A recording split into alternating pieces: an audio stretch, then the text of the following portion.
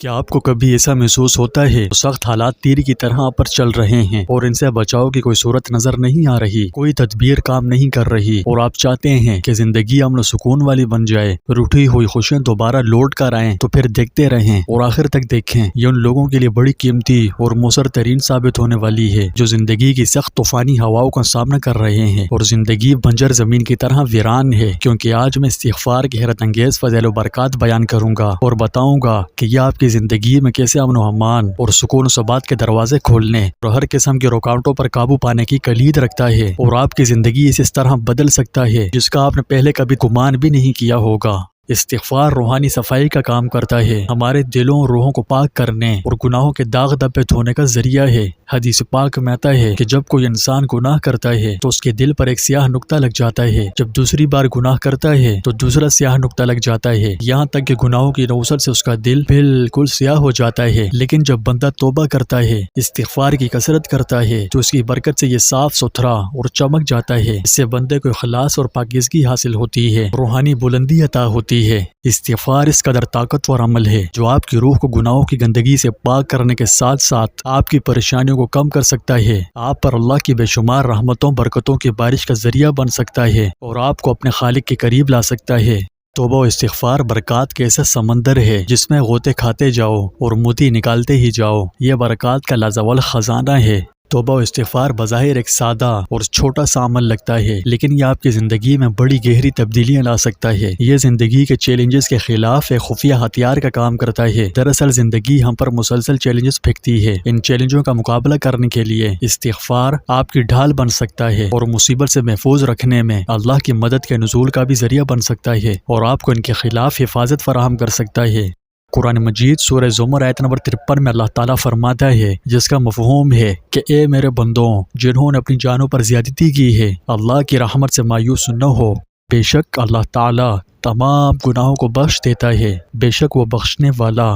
رحم کرنے والا ہے۔ توبہ کلمہ توب سے لیا گیا ہے اور اس کے لغوی معنی ہے رجوع کرنا، واپس آنا اور لوٹنا وغیرہ، جبکہ شرعی اعتبار سے توبہ کا مطلب ہے اپنے کیے گئے تمام گناہوں پر پشیمان و شرمندہ ہونا، رجوع کرنا گناہوں سے طاعت کی طرف۔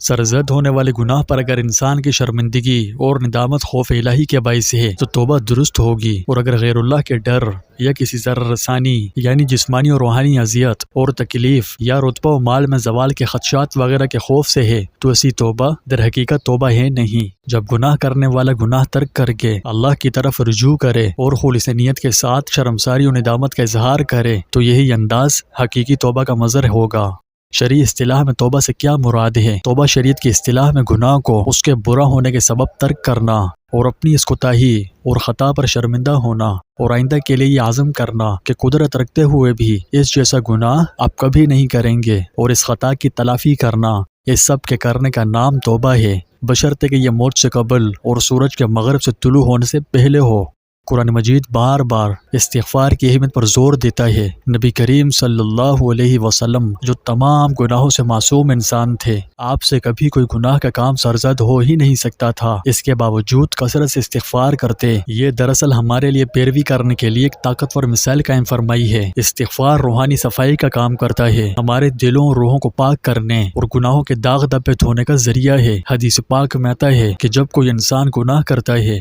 تو اس کے دل پر ایک سیاہ نقطہ لگ جاتا ہے، جب دوسری بار گناہ کرتا ہے تو دوسرا سیاہ نقطہ لگ جاتا ہے، یہاں تک کہ گناہوں کی نوسط سے اس کا دل بالکل سیاہ ہو جاتا ہے۔ لیکن جب بندہ توبہ کرتا ہے، استغفار کی کثرت کرتا ہے تو اس کی برکت سے یہ صاف ستھرا اور چمک جاتا ہے، جس سے بندے کو اخلاص اور پاکیزگی حاصل ہوتی ہے، روحانی بلندی عطا ہوتی ہے۔ میں آپ سے پرزور گزارش کرتا ہوں کہ آپ میری پچھلی ویڈیو ضرور دیکھیں، وقت نہیں ہے تو نکالیں اور ہر حال میں دیکھیں۔ دعوے سے کہہ سکتا ہوں کہ وہ آپ کو بہت متاثر کریں گی۔ آپ استغفار کو اپنی روزمرہ کی دعاؤں میں ضم کریں۔ نبی کریم صلی اللہ علیہ وسلم دن میں کم از کم 70 بار استغفار کرتے تھے، تو آئیے اس عظیم مثال کی پیروی کریں اور ہر وقت استغفار کا ورد کریں۔ آئیے استغفار کے لیے ایک معمول بنائیں، یہ ورد چلتے پھرتے بھی کیا جا سکتا ہے، اسی کے ساتھ نماز کے بعد یا سونے سے پہلے یا تنہائی کے لمحات میں بھی، یعنی جیسے آپ کو سہولت ہو کر سکتے ہیں۔ اب استغفار کیسے کرتے ہیں، اس کا صحیح طریقہ کیا ہے، اس سے کن لوگوں کو فائدہ حاصل ہوتا ہے، تو ان ٹاپکس پر میں اپنی پچھلی ویڈیوز میں نہایت ہی مختصر وقت میں کافی تفصیل سے بات کر چکا ہوں، جس سے اب تک الحمدللہ